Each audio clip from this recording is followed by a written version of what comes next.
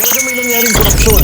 Correct. Diba siya, may nakuha siyang documents, ako nakausap ko sa saldi ko, si Gutesa nakausap ko, yung mga sundalo nakausap ko. Marines. So, alam ko, may problema na ayaw sagutin.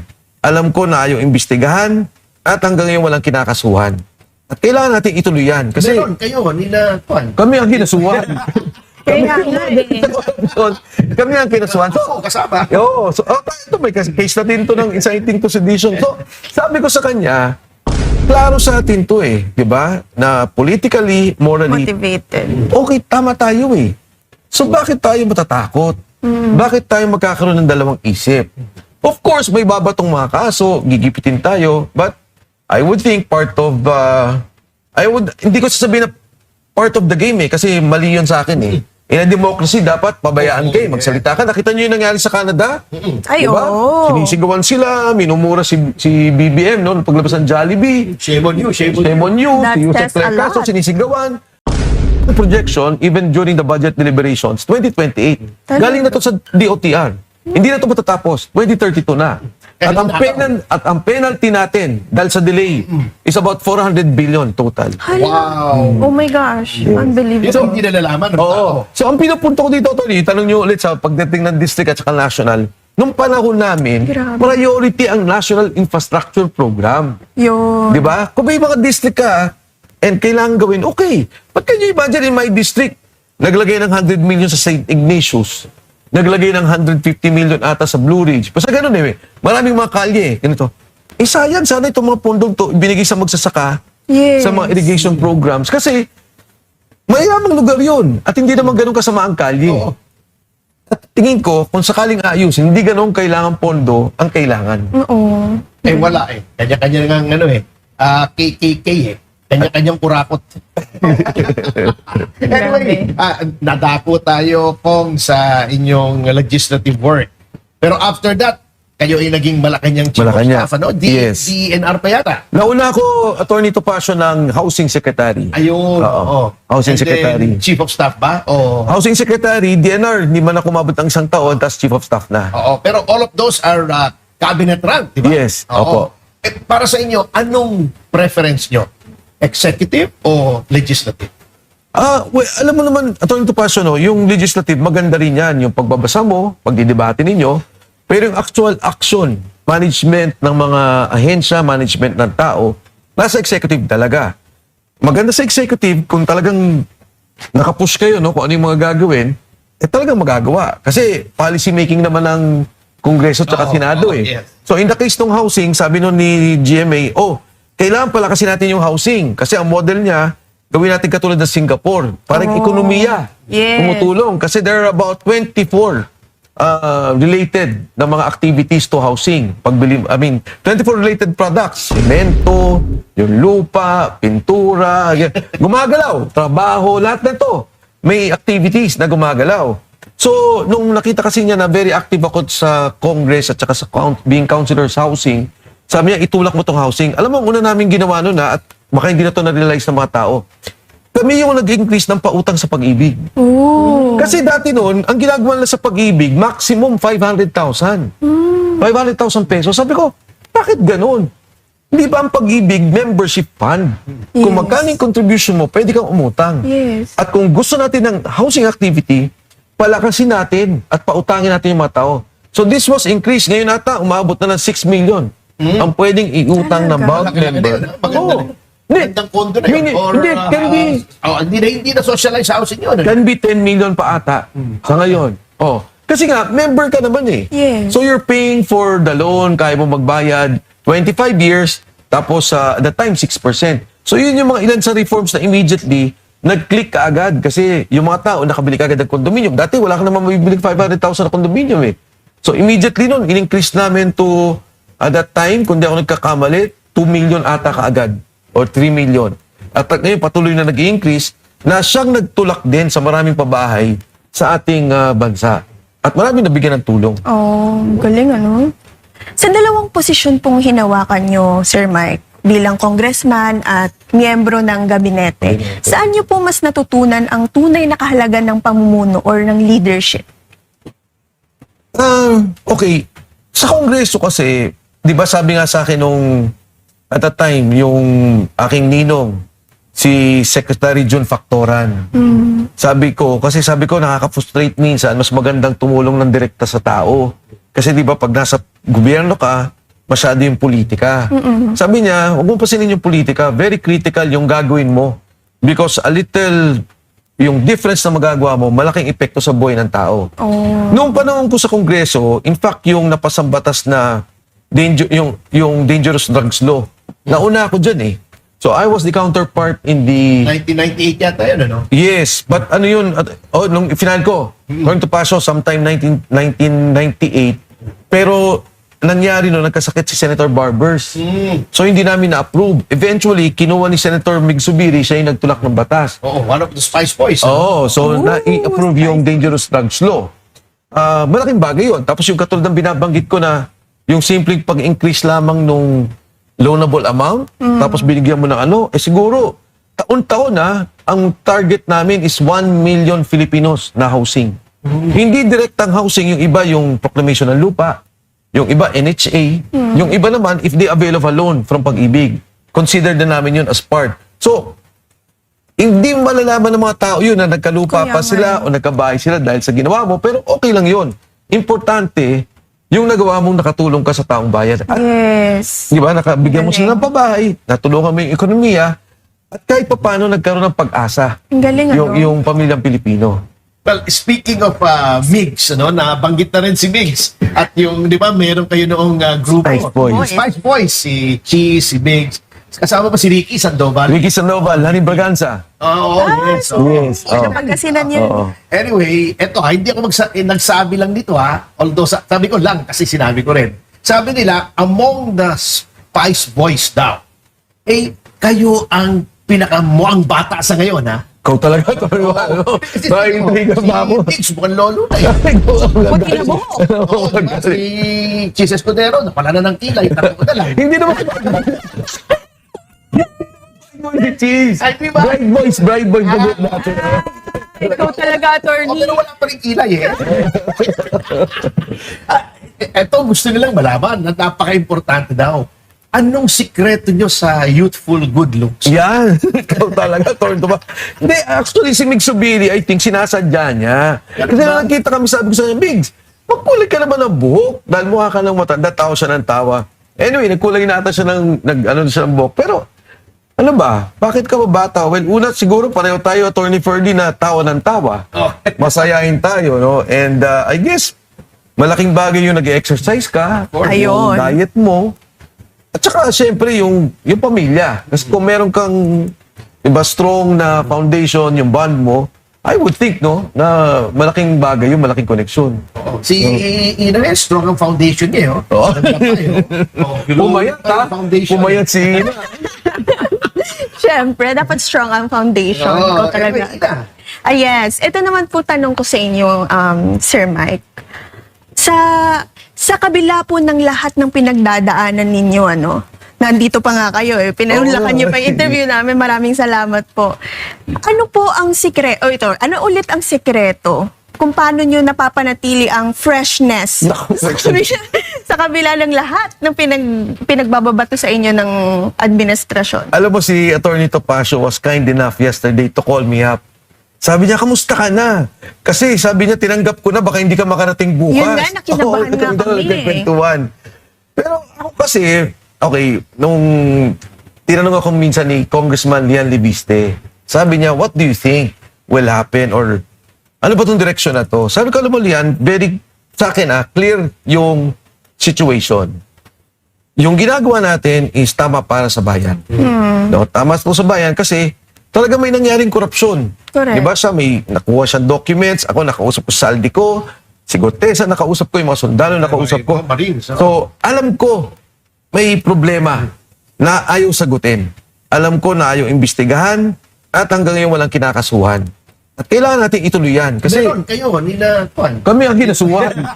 Kaya nga Kami ang kinasuhan. So, kasama. so ito may case na din to ng inciting to sedition. So, sabi ko sa kanya, klaro sa atin to di ba? Na politically, morally, motivated. okay, tama tayo So, bakit tayo matatakot? Bakit tayo magkakaroon ng dalawang isip? Of course, may babatong mga kaso, gigipitin tayo, but I would think part of, hindi ko sasabihin na part of the game kasi mali yun sa akin In a democracy, dapat pabayaan kayo, magsalita ka. Nakita niyo yung nangyari sa Canada? Ay, Diba? oo. Sinisigawan sila, minumura si BBM, no? Paglabas ng Jollibee. Shame on you, shame on you. Shame on you. That Si Yusek says a Lecasio, lot. sinisigawan. Pero nakita niyo yung mga police, pinapabayaan nila Pinapabayaan. kasi they respect yung freedom of expression, Speak. diba? Ng mga Yes. tao. So, dito nga dapat hindi din mang ganun Dahil precisely, ang sinasabi lang naman natin, may nagnakaw. At kailangan natin panagutin. Yun naman ang panawagan ng lahat Oh. Yes. Pangalawa, Attorney Ferdy, di ba, yung pera, 1.5 trillion, wala man na isole. Magkano lang ba yung pinag-usapan nilang na isole? Mas mauna pa kayong ikukulong Kaya kaysa sa nga. mga nagnakaw, ano? Oh, isipin mo Secretary Bonoan, Correct. absuelto sa kaso. Grabe. Siya yung head ng agency ng DPWH na siyang naging simula o ugat ng flood control scandal. So siya absuelto, ako may kaso. Grabe. Pero tingin ko mas nakakatulog ako. Because in my conscience, in iba my yun. heart, in my mind, alam kong tama yung pinaglalaban at alam kong tama yung ginagawa natin. Correct. Grabe. Alam niyo, sumunod ako formally sa DOJ, Okay. Tinanong ko, yung sa sinasabi niyong restitution ng mga state witnesses, magkanong naibalik? I invoke the Freedom of Information Executive Order. Yes. Sumagot sa akin, 795 million pa lang. Out of all the state witnesses, sinabi. Actual cash. Actual cash. Okay. Oo. Oo. So, yun ang, hindi, wala sila sinabi cash. Sabi nila, yun ang isosoling value ng mga... Or maybe commitment. Baka, hindi. Yung actual daw na narimit nila sa National Treasury, 795 million lang. 1.5 trillion. Trillion, ang layo. Ang layo. Ito, wala pa 1 billion. Bigyan ko kayo ng example, Attorney Ferdy, yung pumasok na flood control budget from 2022 to 2025 kay Henry Alcantara was about 30 billion. Grabe. 30 billion. Okay. So, i-assume na lang natin 10%. But hindi yung 10% kasi nga ghost project Oo. Diba? At siya rin- 100 yun. Oo. Pero i-assume na lang natin 10%. That's already 3 billion pesos. Ang sinuli lang ni Alcantara is 180 million pesos. Yun mo. Grabe. Bago state witness na siya. State witness na. Absuelto na. Grabe. Ibang klase talaga. Ibang klase talaga. Anyway, at nabanggit na rin natin yan, yung mga pagsubok na hinaharap ninyo. How do you want to be remembered? Ay, bata pa naman kayo, Wala siguro dito, Pero, yung mga susunod na generation, kahit nandiyan pa naman kayo. Oo. Oo. Kasi may mga katulad naman ni Alcusi na buhay pa, mukhang alamat na. Uy, attorney. Anyway, how would you like to be remembered? How would you like future generations to remember. remember na sinabing Mike Defensor. Anong gusto niyo unang pumasok? Alam mo, Attorney Ferdy, kanina sabi ni Ina, pa-selfie naman bago ka makulong. Ikaw naman, paano ko maalala? Parang buhay pa ako, pinapatay mo na ako. Pero, tama ka. Tama yung question mo, Attorney Ferdy Oo. Kasi lahat ng nangyari ngayon, it's not about now. Hindi yun ibig sabihin sa ngayon. Tinitingnan mo yung judgment of history. And more importantly, yung judgment ng mga apo mo. Judgment ng anak mo. Ano ba tong ginawa mo nung panahon natin? Nung panahon na may ganitong korupsyon, may ganitong anomalya. Nasaan ka ba? And that is what I want to be remembered by. Na alam ng mga anak ko, alam ng mga apo ko, alam ng mga anak na magiging apo ko, na lumabang ka ng mga panahon ngayon. No, alam mo, inisip ko rin minsan and it's not to compare myself to Ninoy Aquino, hindi ko naman sinasabi yun. Pero, inisip ko, paano kaya nung panahon niya, di ba? Dahil si President Marcos, very popular. Yes. Supported ng church, supported ng media. Parang ang hirap ng sitwasyon niya. Oo, yeah. Ngayon nga, unpopular na tong presidente. Di ba? Negative 13 na. At the time, at the start of the term of President Marcos, popular. Oh, yes. But Ninoy Aquino knew na mali yung martial law. That it was an attack on democracy, lumaban siya. But eventually, later on in history, hindi nga siya naging presidente. Pero naging bayani ng ating bansa. Yun. Yung kanyang asawa, itinanghal na para bang naging ina ng demokrasya. And then later on, the son became president. Pero No? kamote yung anak si Noynoy Aquino. Pero kung buhay yun, kung buhay si Noynoy Aquino, kung buhay si Joker Arroyo, una yung magwawala. sa nangyaring nakawan sa ngayon. Talaga. Definitely, kung nandun yung To dalawa be yan. fair, to Noynoy. Oo. And then si Joker nga, alam nyo naman, nung panahon na nasa Congress, kami parati magkasama eh.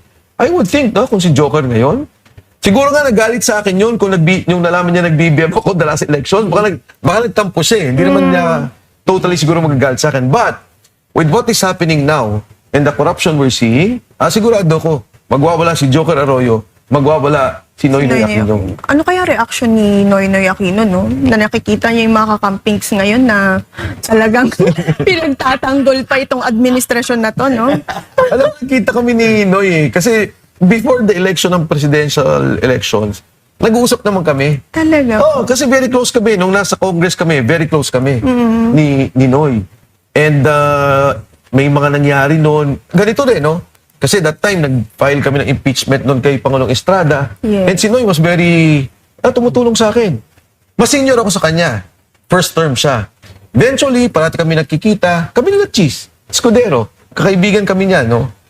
Naging senador siya. Then eventually, naging presidente.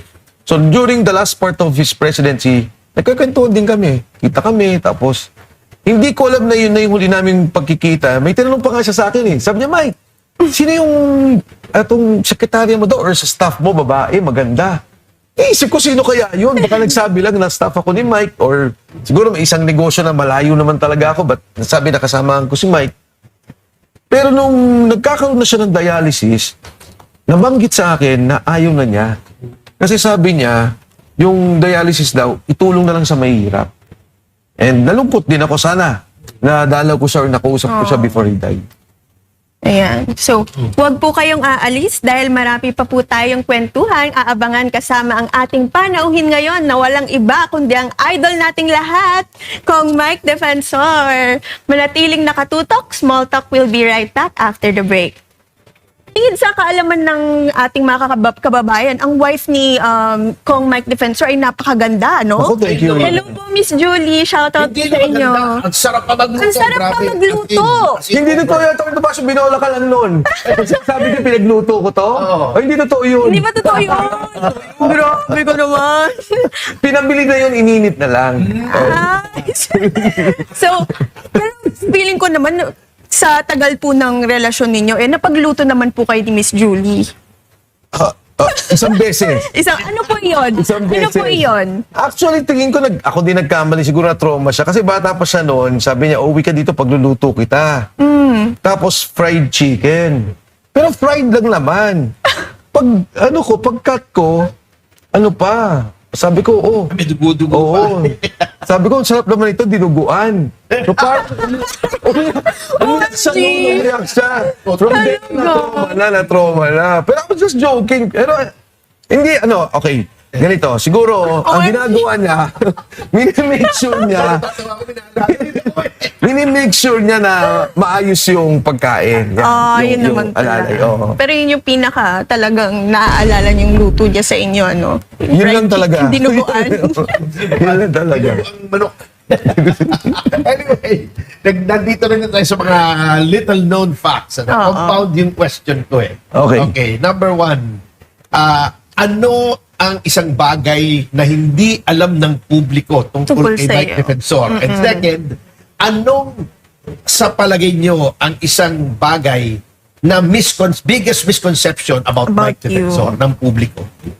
Okay, siguro ang hindi alam, kasi eto, alam lang ni Julie, alam ng wife ko, hindi na ngayon pero no may time na talagang meron akong, siguro dahil bata pa ako that time sa politikang pumasok, pag talagang medyo na-burden ako, yung burnout, talagang napagod na ako, hirap na hirap muna ako, magbi-video games lang ako. Talaga? Video Mahilig games kayo lang. maglaro? At that time, video games. Pero ngayon, hindi na masyado. Or actually, hindi na talaga. Greatest misconception sa tingin mo? Misconception, alam mo, napapansin ko, pagkakausap ko yung mga tao, sinasabi nila, parang, uy, masaya ka palang kasama, parang palatawa ka pala, yung ganyan. Kasi kala namin sa TV, suplado ka. Hindi So, naman. ganun. Tapos, yung pangalawa siguro sinasabi, Ay, akala namin matangkad ka sa I get that. Lagi pag nakikita ko for the first time, ang liit nyo pala. Oo. Kaya nga small talk. Oo, small talk. So yun. Yung tingin ko yung bagay na yun na nagbibid. Naabutan pa ako sa paras ng mga reporters. That time na, Talaga? kabinet na ako. Nauso yun yung, anong tawag dyan? Yung may console na maliit. Ay, PSP? Hindi PSP, yung bago pa PSP eh. Game and go ba yun? Parang, basta ganun eh. Parang, yung maliit lang, no? Parang PSP ngayon. So nakita pa ako ng isang reporter, sabi, sir, nagaganyan ka pala. Sabi ko, pag nakaka-stress, di ba, muna, lalaro ka 30 minutes para lang matanggal yung stress mo. Kung hindi po kayo public servant ngayon, ano kaya ang trabaho ng isang mic defensor? I would think, actually, hindi man ako public servant ngayon eh. Diba? Private sector talaga, kasi at some point, kasi bata nga ako nagsimula, at a certain time, nung nasa kabinete, nung nawala na ako sa kabinete, si President GMA was asking me, balik ka sa gobyerno. Sabi ko, ma'am, gusto ko muna mag-focus sa negosyo, gusto ko mag-focus sa mga anak ko, kasi ang hirap din and this goes for yung mga nasa Congress or sa public service, ang hirap talaga nung nasa government ka, and nagbi-build ka ng pamilya mo. Especially that time. Ngayon, medyo maganda na yung salaries, nagkaroon ng increase. Kasi talagang yun eh, medyo may konting sakripisyo. Yeah. Yun yung ginawa ko talaga, na mag-focus ako sa negosyo, maayos ko yung financially yung pamilya ko, na hindi mo kailangan kumuha ng maleta Yeah. para masustain mo yung buhay at pag-aaral ng yung mga anak. Anyway, eto ha. I don't know if I should ask this. Hindi naman masela. Siyempre, naging boss niyo yung kaibigan natin, si GMA. Oo. Oh. Can you tell the people something about GMA that is not generally known? Not generally known. Okay. Well, una, si GMA talaga, pag nagalit, kasi di ba ang perception parang nanggagalit siya, ganun. Actually, hindi siya nagagalit. All related sa trabaho. Kahit na, kunyari, nag-uusap kayo, tapos may tinanong ko sa kanya, hindi siya nagagalit eh. Talaga? So, kunyari, even if you're housing secretary, may tatanong ka sa housing, no, hindi siya nagagalit. Ang ayaw niya, pagka may trabaho na dapat tapusin. For example, sabi niya, ayusin niyo yung permitting ng mga tao. Kunyari, mag-loan ka. Dati kasi ang requirement para makapag-loan, if I'm not mistaken, mga 21 documents. Dami. Oh. Grabe. So, galit na galit si Jemmy doon. So, doon siya sumisigaw na talagang, fix this, we have to do this, blah, blah, blah. Pero hindi siya galit sa'yo. Mo yata yung Oo, ganyan. Ikaw ata attorney eh. Napapansin ko, parang ngayon may mga video ko nakita nagpa-viral, yung nakangiti siya tapos biglang wala. Oo. Yung, di ba, minsan yung nakangiti siya tapos biglang wala. Actually, noon pa siya ganun.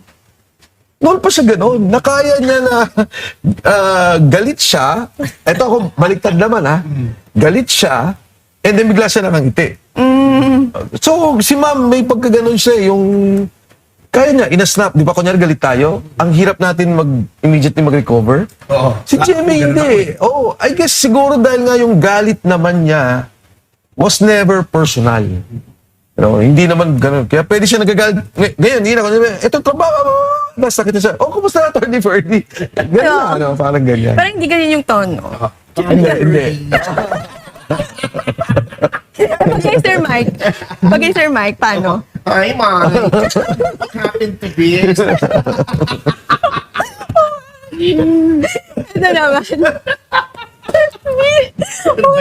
Lagot ka.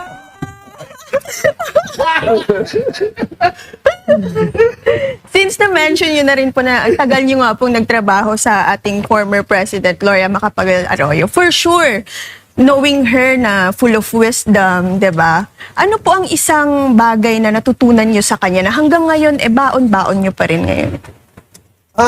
Okay. Nung pagkaupo namin, ito kitang-kita ko to immediately for 2 weeks, nagsisimula kami ng 9 ng umaga, after dinner kami matatapos, dinidiscuss namin yung medium-term development plan. Oo. Medium-term development plan. So, kailangan mong i-present bawat department. Kunyari, I recall, DPWH. ang function ng DPWH is number one, yung infra should either help the economy, help tourism, help peace and order, or meron siyang social civic component. Meaning, kahit na 5 bahay lang yan na mahihirap, kung kailangan mong gawin ng farm to market roads, ilagay mo and justify mo. So, can you imagine, nag-represent ka? So, kailangan tong kalyeng to, kailangan tong building to, dahil for national security reasons, for tourism reasons, kailangan alam mo.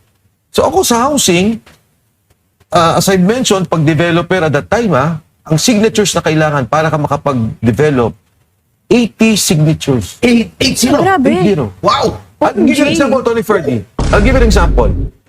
Kailangan sabihin mo na yung lupang gagawin mo ay hindi coconut plant farm. Hindi siya sugar farm. Hindi siya, wala siya tamang irrigation. So, doon pa lang sa tatlong yun, pupuntahan ko lahat ng agency. Grabe. Isa-isa. Oh, so, that was one of the things. So, talagang trabaho. Grabe. And, pangalawa, si GMA nagagalit siya, huwag ka magmarunong. Kung hindi mo alam, tanong mo. Di ba? Or sabihin mo sa kanya, ma'am, I'll check on that. Huwag ka magmarunong. So, yun yung ganung paghahanda. Parang natamaan yata ako ng ganong style. So, yun yung isang ano sa kanya, yung preparation sa kanya. Yung sense of duty niya, Yes. nare-recall ko nun, sabi ng mga PSG at that time, hirap na sila kay President Ferdinand Ramos. Fidel Ramos. Kasi ang sipag. No? Mas nahirapan pa sila kay GMA. Oo. Grabe, Even up to now naman. Even up to now. Nakikita ko Sobrang eh. hard work. Talagang dire-diretso. Anyway, going from one president to another. Yes. Dito naman sa incumbent natin. If you could have 5 minutes with him, one-on-one, anong sasabihin mo sa kanya?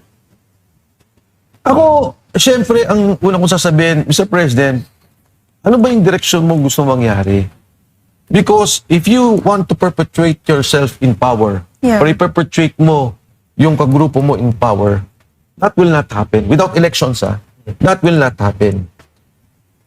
Para matahimik na yung ating bansa, kung sino man yung mastermind, kung hindi ikaw, no? At sinasabi mo kunyari hindi ikaw, ipakulong mo na. Tatahimik ang bansa. Yes. Pangalawa, si President Duterte, alam kong ICC siya, but you have to help in some ways na makabalik siya ng Pilipinas. No? Yan, tatahimik ang bansa. Kasi ang hirap nung yung dating Pangulo, inilagay mo doon, ang daming galit, ang daming nasasaktan. Ang hirap na yung anak niya, in-impeach mo. Oo So nga natutuloy yung laban. Tuloy-tuloy ang bakbakan. Ang hirap na yung corruption issue na ikaw din ang nagsimula, na nagsabi, Yes. wala kang pinapakulong. So ito yung sitwasyon ng bansa natin. How can we move on? How can we work together if you have all these things na para bang nakabalot doon sa bansa? If you recall, di ba, si President Duterte sabi niya, ikulong na natin si President Ferdinand Marcos Sr. Ilibing Yes. si President Ferdinand Marcos Sr. Makamove on na. Diba? Move on na. Tapos na tayo. Dati siyang presidente, whatever judgment you have of him, Tama. ilibing na natin siya. So yun tapos na, move on tayo. Correct. So, again, ito yung mga balakid na nangyayari sa ating bansa. So, hindi ko maintindihan paano matatahimik or how do they expect to keep everything calm, quiet, peaceful in the next 2 years kung ganitong patuloy na may mga problema. Diba? I mean, Ina, kunyari, ikaw, yung father mo, hindi lang ikinulong. Okay lang kung dito kinulong dahil GMA kinulong dito. ERAP kinulong dito. Pero inilabas mo sa ibang bansa, subject sa batas ng ibang bansa, yan ay hindi lang question ng tao. Yeah. Question niya ng soberenya ng Correct. ating bansa. Tama. O, di ba? Tapos ikaw ngayon, ini-impeach kita. Eh di syempre, supporters mo nagwawala, nagagalit. Tapos sinabi, may trilyon na korupsyon. Alam nila, nakikita nila. Alam mo, tinanong sa akin ano bang epekto nito sa ating lahat? O, ano bang epekto nito? Sa lahat po ng nasa hospital na ang nangyayari sa inyo, ayaw kayong bigyan ng guarantee letter. Mamamatay yung inyong kapamilya, yan po ay dahil sa pondo ng PhilHealth. Yan, problema yan. Correct. Yung mga gumigising ng alas 4 ng umaga para pumasok ng alas 8 ng umaga dahil kailangan nila magtrabaho, yan dahil dun sa pondo sa subway. Kung tapos yan, walang traffic. Kung tapos yan, Kaya nga. makakapunta sa trabaho yung mga tao. Correct. Yung sinasabi po ngayon, mataas ang presyo ng bilihin. Kung inilagay mo yung irigasyon ng tama at hindi ghost project, may sapat na irigasyon ng mga tao. Yan, epekto ng korupsyon. Ngayon, El Nino, mawawala ng tubig ang magsasaka. Mawawala ng tubig sa atin, yung mga uminom sa bahay. Kung yung pondong yan ginamit para gawin yung dam, and we're talking of trillions of pesos, hindi aabot ng trilyon ang isang dam. Baka hindi pa umabot ng 50 billion pesos yun eh. Oh, yan ay dahil sa korupsyon. Kaya- So lahat ng mga bagay na to dugtong-dugtong. At kung yung ina mo, ama mo, kamag-anakan mo, pinsan mo ay nagiging OFW dahil kailangan lang magtrabaho dahil masama ekonomiya dito, yan ay dahil sa korupsyon. Yan po ang hindi naiintindihan ng nakararami, no? Lalo na yung mga taong nagsasabi na perwisyo daw yung mga nagrarally. Hindi nila alam yung galit ng tao eh, di ba, Sir Mike? Alam mo, Ano po Ina, masasabi niyo hindi dito? ako naniniwala doon sa sinasabi nila may dumalabas na perwisyo. Tandaan nyo ang presidente sa Mindanao is negative 40. Ooh, In Visayas, it's negative 27. damn. In Metro Manila, it's negative 31. Can you imagine, Metro Manila, Tinalo na ng Metro Manila ang Visayas. Grabe. So yung mga nagsasabi, kung minsan pagpansinin mo, pagka may nag-react sa page ninyo o may nag-comment sa inyo, buksan ninyo troll. Oo. Buksan ninyo Nakalock troll. profile. So, pinipilit nila na ayusin yung pag-iisip natin, yung pananaw natin, pero in the end, pag tinanong mo yung actual na tao, pag nakipag-usap ako, kunyari, may kausap lang ako 3 weeks ago. Ano lang, nagtatrabaho lang. Sabi ko, anong tingin mo dito sa impeachment? Sir, yung flood control nga, ayaw nilang ano yun, ito yung importante, trilyon-trilyon eh. Correct. Ganyan sinasabi. May isang gwardiya, kinausap ako. Sir, hindi na naniniwala kami sa mainstream media kasi binabaluktot nila yung mga nangyayari. So people are aware. Ang Pilipino aware kung ano nangyayari. And pasalamat na sa social media dahil may mga nagsasalita. No, Correct. nakikita natin yung katotohanan. Nakikita natin yung opinion ng bawat isa. Kaya hindi ako basta naniniwala pag sinabing ito yung reaksyon, ito yung sinabi. Kasi in the end, yung totoong mga survey at pag yan ay lumabas, makikita mo kung ano talagang Speaks sentimento a ng lot. taong bayan. Yes. So, Kong, having said that, do you see the Philippines in the foreseeable future becoming a failed state? Yes. Yes. I think, di ba ang definition ng failed state pag yung institutions talagang wala na. Hindi na yeah. gumagana. Pero ko, I would have a deeper definition of it pagka yung mga tao nawawalan na ng pag-asa. Diba? Pag nawalan ng kumpiyansa sa gobyerno. It starts Yes. with the poorest of the poor. Nawawalan na ng kumpiyansa, humihina na loob, wala na silang nakikitang kinabukasan. Sumusunod na yung mga negosyante, yan na, hindi na gumagalaw. Wala nang wala nang capex ang mga kahit yung mga Ayala, yung mga malalaking developers, ayaw na mag-capital expenditures. Yun na nga. Oo, puro conservation na lang ng resources. Correct. So, ito yung nangyari sa ngayon. Ayoko mangyari yung failed state na as you would define it, na talagang kagulo na tayo. Wala nang Oo. wala nang central authority. Wala nang central authority, Takot yun. wala nang hustisya, wala nang korte, yung talagang To each his own. civil war na yung nangyari. Yun ang sana huwag nating Huwag abutin. naman sana. Huwag naman sana. Sir Mike, sa punto po ng buhay nyo ngayon, anong mas mahalaga sa inyo? Peace of mind or success? Okay. Sa akin kasi, medyo okay na yung pananaw ko na, o yung kalagayan ko na yung mga anak ko. Oh. Kasi graduate na sila. Ay, Diba? congratulations May mga, po. isa na lang na sitira. Abogado na siya. Oo. So, eto nga, actually, Ina, for the longest time, and I think si Atty. Topacio witness to this dahil sila Atty. Topacio, nauna pa sa akin na nauna pa kayo nagsasalita. Ako, I started with Gutesa. Nagsimula lang ako magsalita nung lumabas Sergeant Gutesa. Kasi nga, nung nagkwento si Sergeant Gutesa sa akin, sabi niya, Sir, may isa pong beses, nag-deliver yung isang congressman, 50 maletas. Grabe Na ang laman ay 50 million. Sabi ko, ha? Ganon? Po, sir. Tapos, dinala po namin nga from Valle Verde, dinala namin sa bahay ni Saldico sa Horizon. Wala sa Horizon, nag-deliver po kami sa bahay ni Speaker Martin Romualdez. So, parang nagugulat talaga ako. At sabi niya, 3 times a week ang delivery. Sabi ko, ba't alam mo? Kasi may group chat sila. And then later on, Grabe, ano? Ganun nagsalita, ang ano? Over. nagsalita si Saldico. At yun na nga, nagsalita na siya. Corroborated, kung ano na sinabi niya. Sa known evidence, corroborative evidence yun. Sabi ko, wow, talagang ibang klase na to. Pagkatapos lumabas pa yung 18 Marines. Di ba? At kung maririnig mo yung kwento, kasi iba talaga attorney yung, di ba, personal knowledge eh. Ay, alam mo sir, grabe, pag binubuhat namin, o paano yung sinasakay sa aeroplano? Hindi sir, kaya ng aeroplano yan. Hanggang ganitong ilang bilang ng maleta. So, makikita mo talaga yung pagkaalam nila doon sa korupsyon. At nakita ko yung pagkakataon na, hindi na pwede to. Alam mo, madalas nagsasabi yung mga kaibigan ko, Mike, ba't di ka nagsasalita? Alam mo, sinasabi ko, Tony Ferdy, ba't ako magsasalita? Ang daming kasama ni Pangulong Duterte sa Kongreso noong panahon namin. Ang dami niyang kasama sa Senado. Ang dami rin niyang kasama sa kabinete. So, ang thinking ko, sila yung first in line. Sila yung unang panlaban, kumbaga. Nung napansin ko, tahimik yung mga tao, wala nang nagsasalita. Si Atty. Ferdy lang ang narinig kong maingay. At saka si Ina Sampang. Kaya nga sabi ko, teka lang, kailangan natin magsalita. Because if Tama. not, parang isipin ng mga nagnakaw, pwede pala to.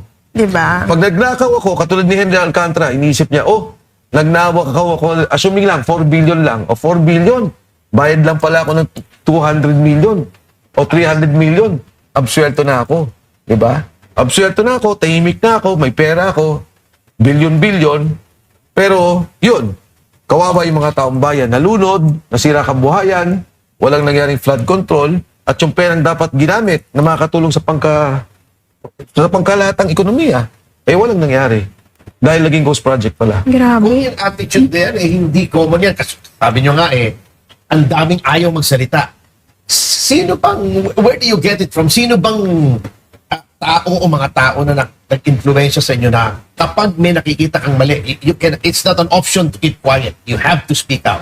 Nung bata ako noon, aktivista kami noon eh. So from sa UP, pagbalik ko noon, nag-aaral ako sa Pamantasan ng Pilipinas, ang unang nakasama ko noon, in fact, nagkasama ko doon sa mismong kampanya, ni Lian Alejandro. At that time, siya yung student Si leader. Lian Alejandro, Oo. di ko po kilala. Pinatay yun Pinatay. Pinatay. Sa Malabo noon, pinakampanya ko siya, tapos mabait siya sa akin, no? And then later on, yun nga, pinatay nga si Lian Alejandro. And then nung nasa Congress na ako, ang nakakasama ko noon, si Joker Arroyo. No? Malaking influensya sa akin yan. And then, of course, ngayon si Cadante, nakasama ko rin sa Congress. Pero alam nyo, syempre yung tatay ko rin eh. When he was younger, aktivista rin siya. Yes po. I think grade 4. Pinag-uusapan Younger than today. Yes. Pinag-uusapan na namin yung grade 4 ako. US military bases at the time. Talaga? Grade Oo, 4, ah? Grade 4. Kasi kinikwento rin ng tatay ko yung implikasyon. Luksong tinik nun. Ako hindi pa ako ginagawa. Hindi, nun. actually, pinapaliwanag lang niya sa akin. So, nung nasa UP ako, naging Center for National Studies, tapos naging council ako, tapos yun na. Galing. Marami kang mga kausap na doon sa mga aktivismo. So, hindi, I don't think it's more on ideology sa ngayon na ito yung paniniwala mong ideolohiya, ito yung mga kailangan gawin. Pero, yung practical na nangyari, may nakawan. Kailangan natin sagutin. Yes. Diba? At ito, Atty. Topacio, kung ano man ang mangyari sa madarating na panahon, assuming magkaroon ng palitan ng pagkapangulo no, sa 2028, kailangan natin i-address ng Kongreso at Senado. Itong nagiging problema ng parang pondo, bilihan ng pondo. I mean, how do you now fix, is it just the structure? Struktura lang ba? O talagang may mga kailangan tayong gawin na para i-correct yung ganitong mga problema? Alam mo, Yes. iniisip ko lang, Tony Verdi, South Korea natanggal ang presidente na impeach. Yes. Ang nakita lang doon, nilagaluhan yung asawa ng bag worth $2,500. It's a form of corruption na for them. Grabe, ano? Impeach na yon. Pitch agad, no? Eto, trillion, billion Oh ang my narinig God. natin.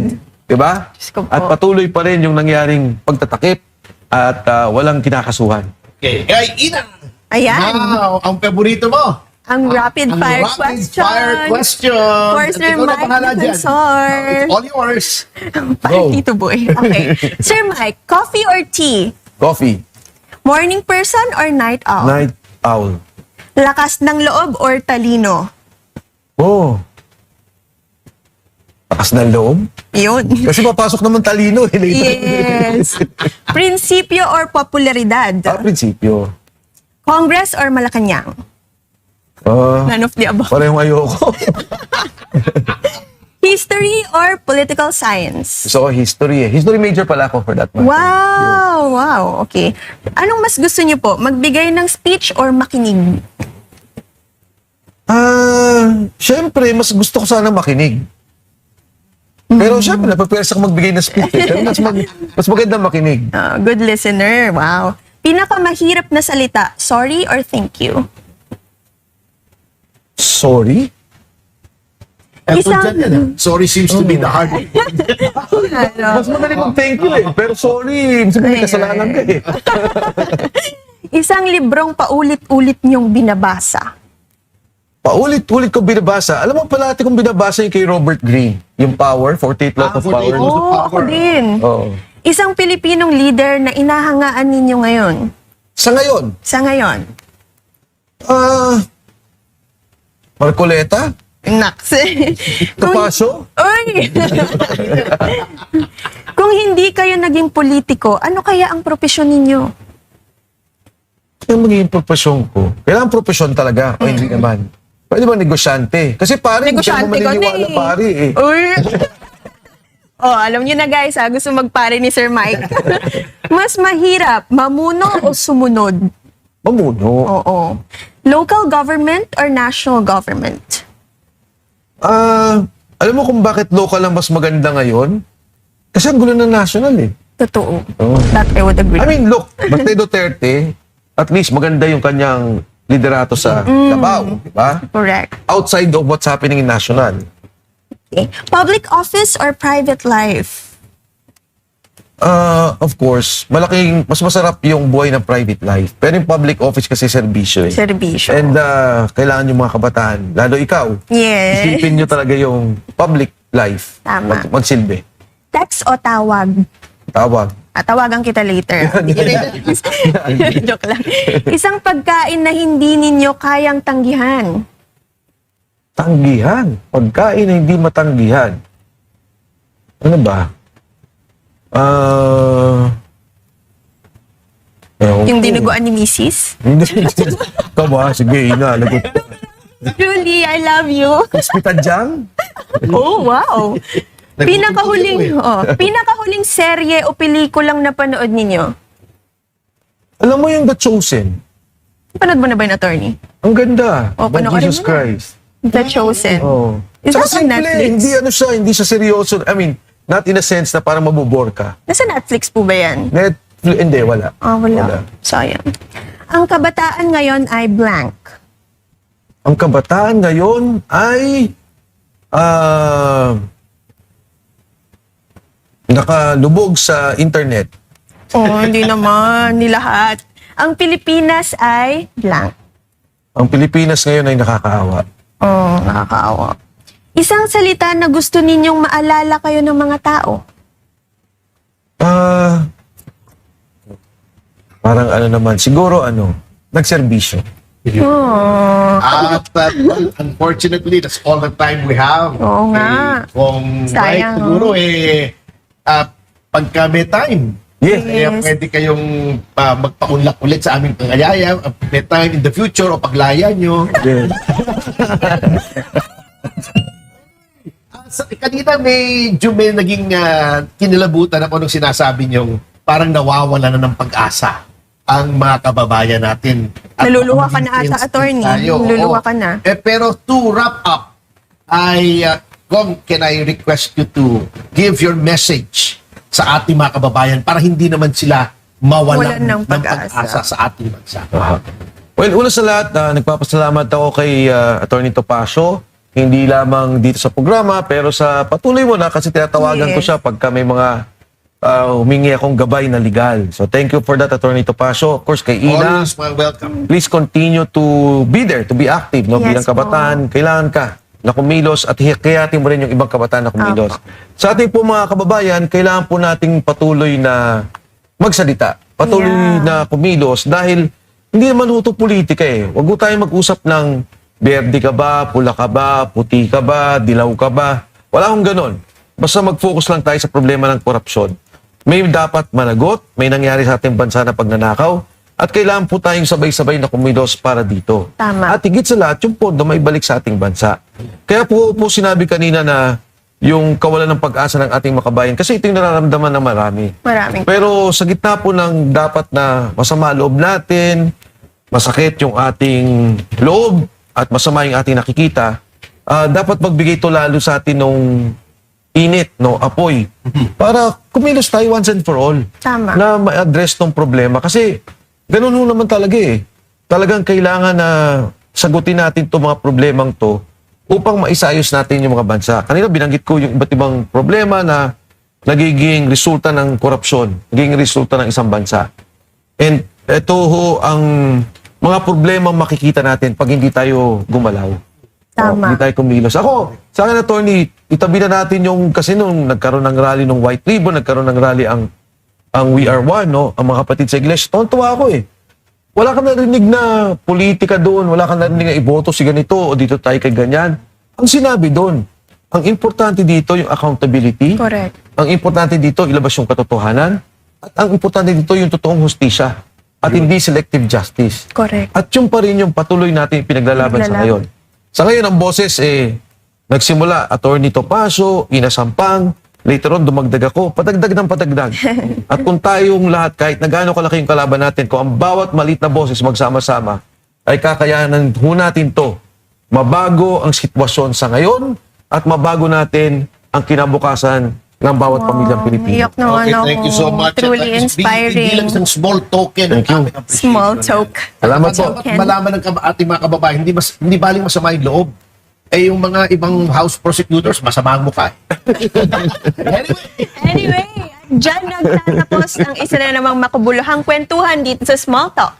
Thank you so much for spending your time with us today. Marami tayo na pag-usapan ngayon, pero hindi doon nagtatapos ang kwentuhan natin. Tandaan ninyo, ang mga malalaking pagbabago, nagsisimula lang yan sa mga simpleng usapan na tulad nito. So make sure to like, follow, and share our pages para laging kasama sa loop. Once again, I am Ina Sampang and you're not. And I'm Attorney Freddy Topacio and she's not. Dahil tandaan, no topic is too small when the conversation is real. This is Small Talk. See you next episode. Bye-bye again. Bye-bye again.